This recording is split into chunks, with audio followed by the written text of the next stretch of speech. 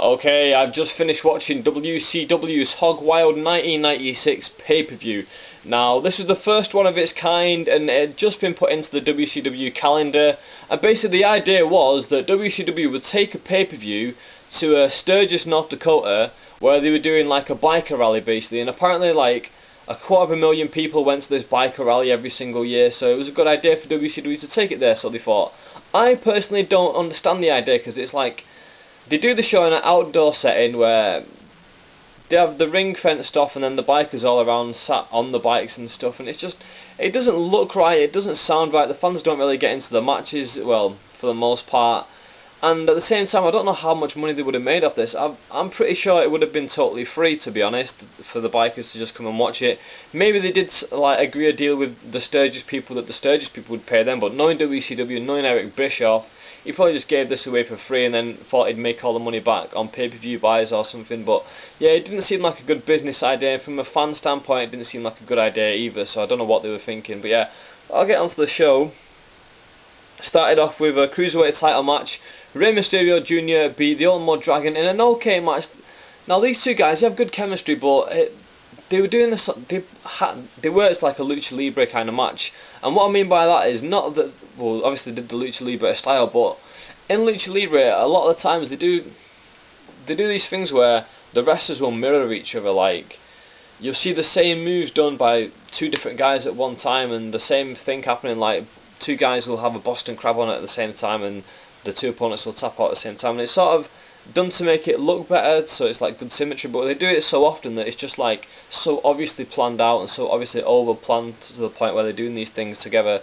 And like in this singles match, they were doing a lot of the similar things, like they'd both go for a move and then they'd both miss it and then they'd both roll out and then both spring up, and it'd just be like, yeah, I sort of I understand that you're trying to show me that, you know, these two are similar in style, but not that they do the exact same thing at the exact same time. It takes away from the matches, in my opinion, so I didn't really enjoy that.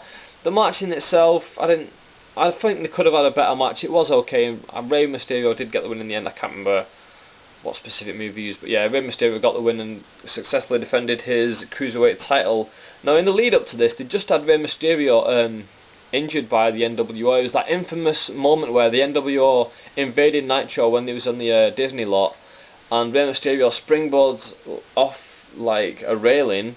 Kevin Nash catches him and then lawn darts him into the side of the production truck or whatever it was, and then the police apparently got called. It was a massive, well, it's been a massive thing since then that all the WCW people keep on bragging about it, like, oh, back then they actually thought it was real, they thought the NWO were really invading, and apparently what happened was fans were watching it, and the way they made it out to be a big deal on commentary, like, oh my god, these people are here, they're invading us, they're beating up our wrestlers. Apparently lots of people phoned in 911 and said, listen, there's an altercation going down at the Disney lots, you need to get there. There was no police shown on TV, so I don't really know, but yeah, Rey Mysterio had just been injured, but yeah, he showed no signs of injury, which, you know, it's been 2-3 weeks since then, so yeah, whatever. Then we had Scott Norton beating Ice Train in a match I seriously don't remember anything to do with, apart from as Ice Train was walking out, he had a bandaged shoulder, and I don't remember him being injured recently, so as soon as he walked out of all these bandages all over him, I just thought to myself, right, he's going to lose.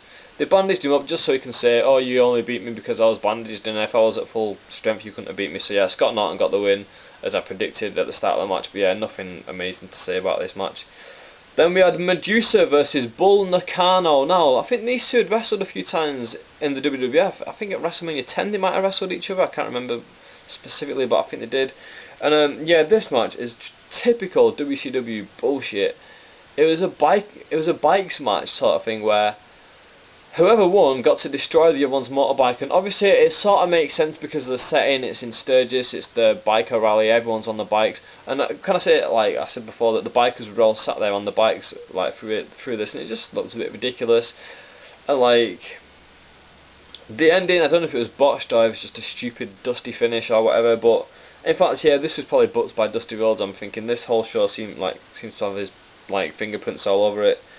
But yeah. Apparently the ref counted 3 on Medusa's shoulders, so Medusa lost to Bull Nakano.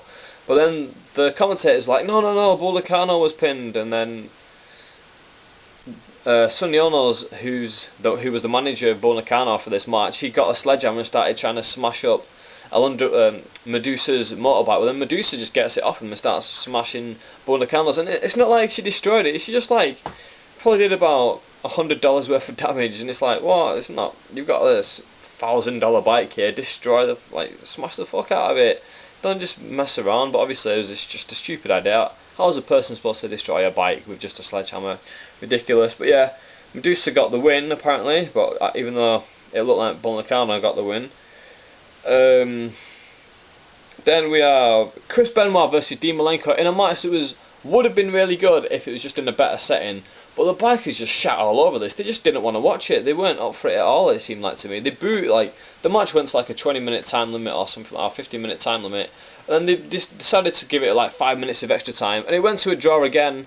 And then when they decided, right, we're going to do it again, we're going to start it up again, the bikers just booed and didn't want to see it. Benoit ended up getting the win. You could tell they weren't happy with the match, even though they did put on a good match. I thought it was really entertaining. But if this was put in a crowd nowadays, they would appreciate it more. Like, for example, an ROH crowd would have really appreciated this match, whereas the Sturgis common crowds weren't that into it, it didn't seem like. So yeah, Benoit got the win after a second period of injury time. They've had a tag team title match. The Steiners going up against Harlem Heat now. Harlem Heat were the tag team champions, and I wish I could tell you what happened in this match. I only saw the first half, and then it cut out, and then it just cuts to the next match, and I was like, what has just happened? I just missed the ending to the match. I would have gone on YouTube to look it up, but I wasn't that interested. The match was a bit sloppy, it didn't seem too good. One thing I really did get from this match is how good Booker T was. Booker T is a thoroughbred through and through. At this point in his career, he was big, he was huge, huge compared to a regular person. He had a good size. He was probably like 6'2", 6'3", and he was built like a brick shithouse. And he was fast. He was springy. He was really athletic, and he could really do the moves in the ring and really show up the other wrestlers. And in comparison, Stevie Ray was just so wooden and so robotic. And Stevie Ray was really carried by Booker T. But Booker T was amazing. He could have been a lot bigger than what he was, in my opinion. If he was in WWF, for example, he would have been huge. He could have been like a Rock, a Rock caliber talent, on that level. Rock was better on the mic, obviously, but Booker T could have been up there in terms of physical attributes, and a push would have been awesome. That's what I'm trying to say. Yeah, I think I did get from Booker and Stevie Ray though. They were awful cutting promos at this time. They were walking down to the ring and they'd just be like, "We're coming for you, sucker." That'd be Booker T, and then Stevie Ray would be behind him like, "How many times we got to give these suckers a match? You know what, as soon as we finish Hog Wild," then he stops and he's like, "Oh, I don't know what to say now," and he's like, "They're gonna go home losers," or something like that. I was like, "Oh, Stevie Ray, you're rubbish." No offense, obviously, but you're nothing. Booker T was far better than Stevie Ray, in my opinion. Booker T really carried the tag team. But yeah, Harlem Heat ended up getting the win apparently, but I didn't see the end. Then the match that it did cut to next, Ric Flair defending his United States title against Eddie Guerrero. Pretty decent match. Again, another stupid, dusty finish where not Medusa, Woman even was at ringside in Ric Flair's corner, so was Miss Elizabeth, and they basically distracted Eddie Guerrero and ended up helping Ric Flair get the win. It was an okay match, just I don't know, the whole setting just spoiled the entire card for me, so take from it what you will. Then in what I'd say was probably the match of the night, in my opinion, or match of the card, the Outsiders beat Sting and Lex Luger in a tag team match. Although again, it was really good because the crowd were really into it. They were really interested to know what was going to happen with these two outsiders coming in. This was their first match as just a solo tag team, even though they had a 3-on-2 match basically the month before. This is their first match where Sting and Luger had called them out, right, we're going to fight you now, we want you, blah blah blah blah, after you've been destroying WCW. In the end, Sting has got a Scorpion Deathlock on Kerry Nash on the outside, and Luger's about to get he's got Scott Hall in a torture rack, and then Scott Hall ends up kicking Nick Patrick, and then Nick Patrick, in the worst selling ever, puts his hand up to his head and is fumbling around, and maybe that was the point. Maybe the point was that he wasn't actually hurt that bad, and then he fumbled and he fell over and he ended up chop blocking Lex Luger, and Scott Hall fell on top of him, and then Nick Patrick did a fast count and the Outsiders won. It was sort of a stupid finish. It would have made it would make sense in a different context. I think it would make sense nowadays if they did something like that, and then they could start blaming the referee or whatever. But I don't. It didn't really. It was just stupid. They could have done something a lot better than this. But yeah, it is what it is. And we were set to get, what's he called, Nick Patrick to join the NWO unofficially, sort of thing. So yeah, whatever. Then we had Hogan versus the Giant for the world title. The Giant was the world champion, WCW's main guy at the time. Well, being booked as WCW's main guy. And then we had Hulk Hogan going against him. Hulk Hogan, the NWO guy, has got a chance at the WCW title, and he beats him via, again, another stupid Dusty Rhodes finish, it seemed like to me. That Scott Hall gets involved, but Giant knocks him out. Nash gets involved, but Giant knocks him out, and then Hogan hits him with the title and then pins him. The referee doesn't see the title shot, and then he pins him, and then the ref counts it 1, 2, 3, and then Hogan gets the win. Then Giant's laid out. And the commentators are trying to do a good job, like, oh my god, I hope the Giant's alright, but I was just sat there like, oh my god, I just want this to finish. And then out comes the Booty Man. The Booty Man was Brutus the Barber Beefcake, for those of you who don't know, Ed Leslie. He was never a great worker, but his flaws were massively on show tonight for the little work he did actually do.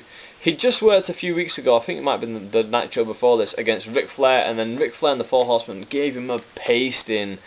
At this time, there's 3 members of the NWO. No, there's 4 members, but we didn't know who the 4th member was yet. There was Hulk Hogan, Scott Hall, and Kevin Nash. And now the Booty Man had a match against Ric Flair. Ric Flair, I can't remember if he won or not, but basically they gave him an absolute beating. And then Ric Flair got on the mic. Mean Gene Okerlund was interviewing him, and he was like, "Right, this is for you, Hogan. We're beating him down because of you, basically. Blah blah blah blah blah." Yeah, and then Brutus Beefcake, the Booty Man, comes out after Hogan's won the title with a cake, and he's like, oh, it's Hogan's birthday, and Hogan's like, yeah, we never mix business with pleasure though. And then he cuts an awful promo where basically he meant to say, listen, we beat down Arn Anderson and you started crying about it. You always mix business with pleasure. You have got your head in the wrong places. You should be thinking about business, Ric Flair. I don't mix business and pleasure. And then he should have beat down Brutus Beefcake, but he didn't. He messed around, he said the same thing over and over again, and then they ended up giving Booty Man, I hate calling him that because it just sounds so weird, they gave the Booty Man a beating. Hulk Hogan gives him a beating, Nash and Hall, the NWO beat him down. It was rubbish, it was crap, and that is why I'm not talking about it with much gusto. But I've got to say, the match between Hogan and Giant was okay. It was a nice little thing, because this was Hogan's first match as a heel since, well, forever basically. When he was like in the AWA, I think it was the last time he was a heel, and that was like 1983, 1982 maybe. So yeah, it's been like 13 years he'd not been a heel, and he'd not been seen as a heel on like international television before. So he did work a really good heel match. It would have been better if the ending was better and if Giant could work a little bit better, but it didn't really work out too well. But yeah, they give him a beat down, and even though the Beat Man was wearing a NWO shirt, they ended up just kicking him out and said, listen, you're not in the NWO, blah blah blah blah. That's the show. I would give it a very, very low rating, even though we had a Rey Mysterio match and a Benoit match that was 2 okay matches, but the crowd just didn't really do us any favours. I would have to give this about a 4 out of 10. That is my thoughts. Sorry if this has been a rubbish review, but I didn't enjoy the show whatsoever, and I'm only reviewing it because I'm doing a series and I want to just get them all done. Maybe it's, I don't know. But yeah, let me know if you've seen it. What did you think of the show? What did you think of my review? Yeah, with that, I'm out. Thank you very much for watching.